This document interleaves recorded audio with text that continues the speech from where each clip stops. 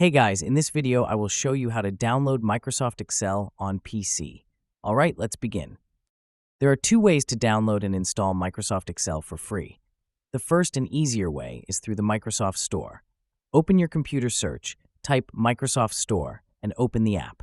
Once inside, search for Office 365. You will see multiple options, but look for the free version of Microsoft Office named Copilot 365. Click on it, then tap the Install button.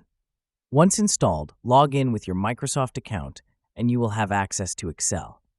If this method does not work, the second option is to visit the official Microsoft Office website. Open Google and search for Office 365. Click on the first link, which leads to office.com, and log in with your Microsoft account. Once logged in, go to the home screen and click on the Install menu at top right corner. A drop-down menu will appear. Select Install Microsoft 365 Apps. A setup file will then download. Open it, click Yes, and the installation will begin. Once completed, search for Excel on your computer to confirm the installation. So that's basically how you can download Microsoft Excel on PC. And that's it for this video.